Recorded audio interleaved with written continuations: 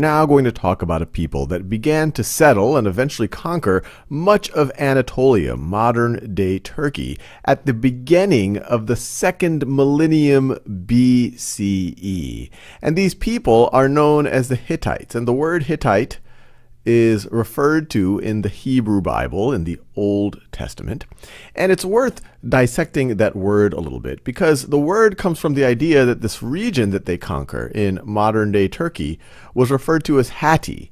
And Hatti had original inhabitants known as the Hattians. But the Hittites conquer and displace these Hattians, but they are referred to as the Hittites because they settle in Hatti. Now, they're considered to be Indo-European people, and this is a word that you will hear often in world history.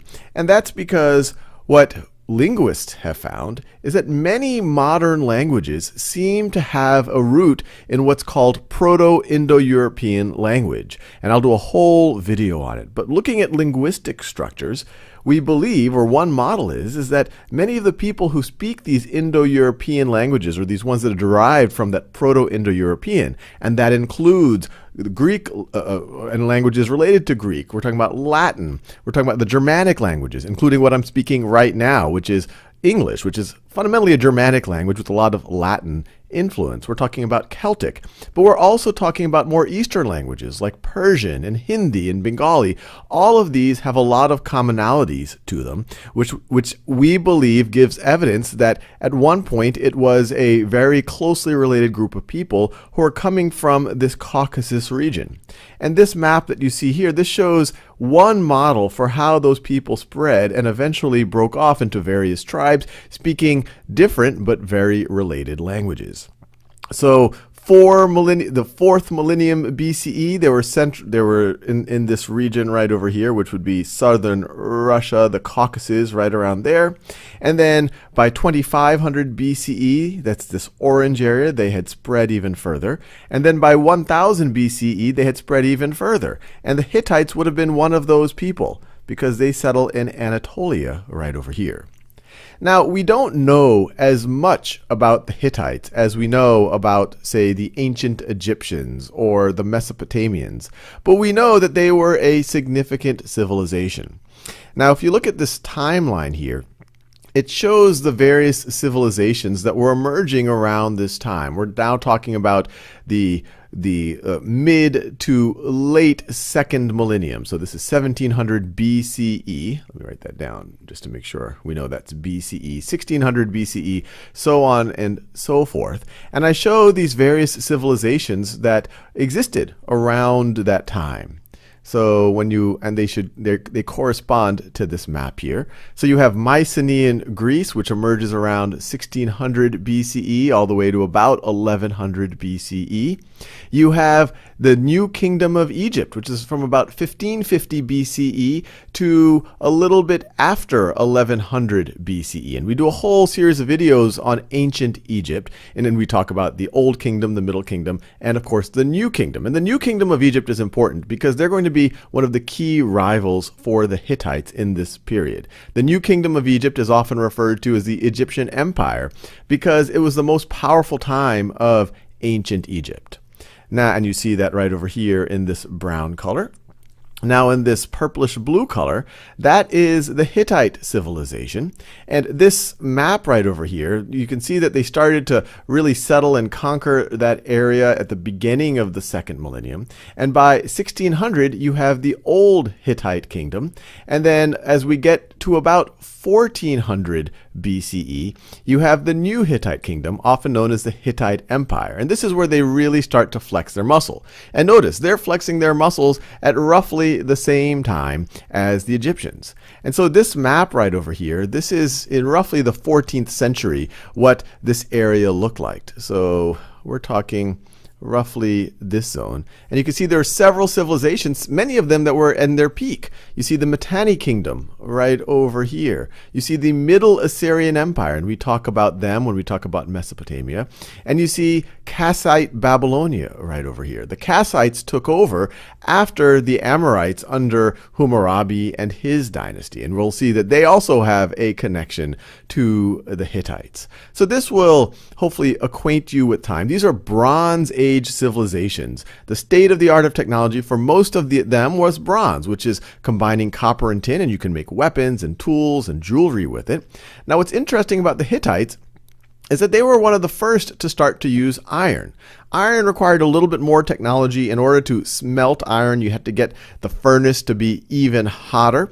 And the Hittites, we know, did make use of iron. Now, they are also known as great charioteers. This is an image of what a Hittite chariot would look like. And so with the combination of iron chariots, that's one of the things that helped them establish something of an empire. Now, I mentioned that they come into conflict with many other peoples. In fact, they come into conflict with most of the folks that you see on this picture over here. The first time that you really see them in a significant way conquering things is in 1595 BCE. And this would be the old Hittite kingdom. But this is what famously ends Hammurabi's dynasty, the Amorite dynasty in Babylon right over here. They go to Babylon in 1595 BCE, and they overthrow it. They're not able to maintain rule. They have to go back. There start to be fragmentation, dissension at home. But it's the end of the Amorites. And then eventually another group, the Kassites, take over this region. And you can see them in gray right over here. Now, what's also interesting in this timeline that we have, and we're talking about hundreds of years, it's important to keep things in perspective, is that you see that a lot of these civilizations in the Middle East and Mesopotamia, this area is often referred to as the Levant. It's related to the word levante from Italian for to rise, because for the Romans, for the Europeans, for those in the West, this is where the sun rose. This was the East. It was the Eastern Mediterranean. And so you have all of these civilizations that are in the Levant in the 14th century BCE and the 13th century BCE, but then they start to decline. And that general period after or around the 12th century BCE is known as the Bronze Age collapse, when a lot of these civilizations become a lot more fragmented. Now, I've already alluded to the fact, and I talk about this in a lot of detail in the Ancient Egypt video, that the chief rivals of the Hittites were the Egyptians and vice versa.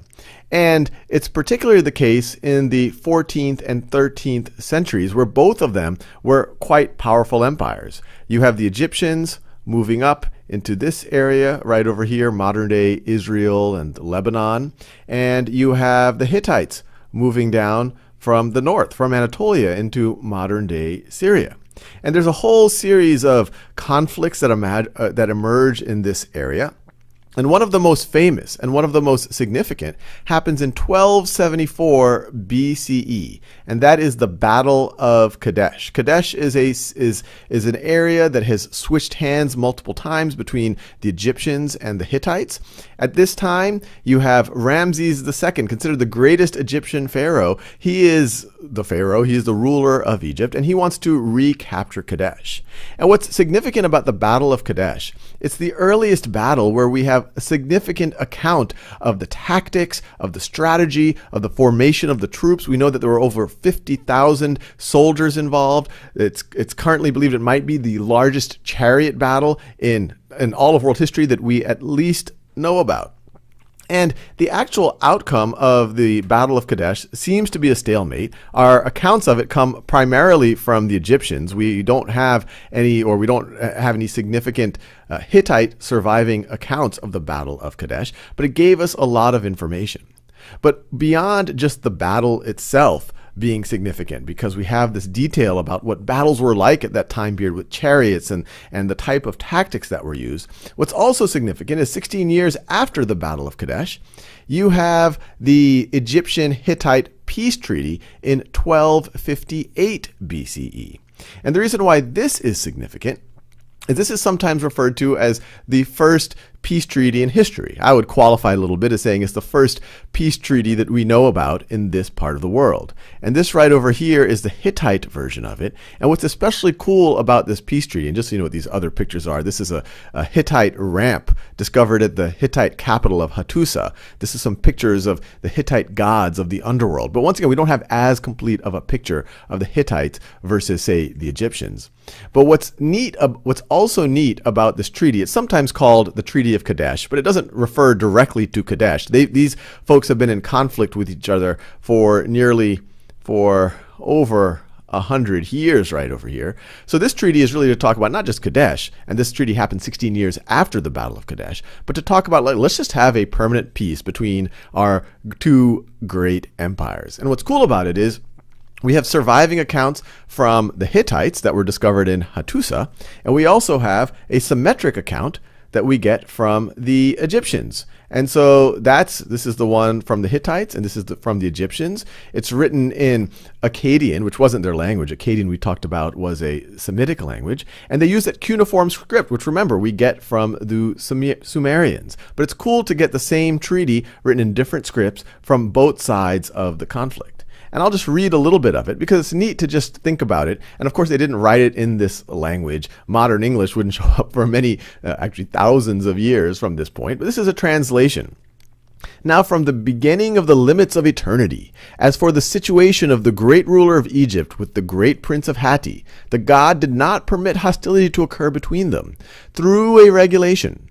But in the time of Muatalis, the great prince of Hatti, my brother, so this is from the point of view of Hattusilis, who is the Hittite king at the time of the treaty, he fought with Ramses Meri Ammon, the Pharaoh Ramses, the great ruler of Egypt. But hereafter, from this day, behold, Hattusilis, the great prince of Hatti, is under a regulation in order not to permit hostility to occur between them forever. Those are big words.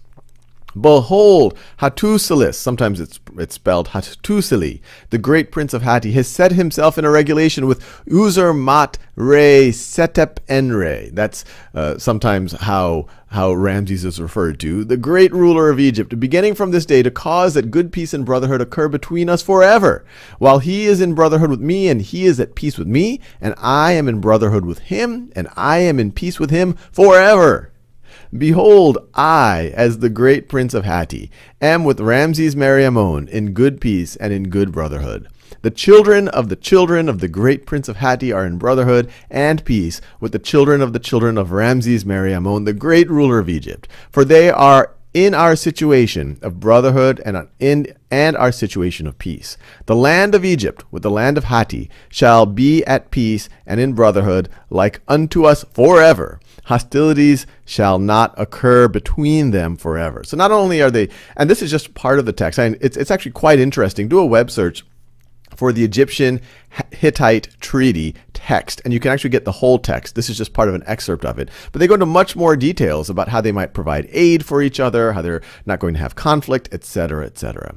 So I'll leave you there, but the important thing to take away is some of these modern notions of peace treaties and military tactics, they go deep into history, and this is some of the earliest evidence we find, but I would suspect as we discover more things, we might find even earlier evidence.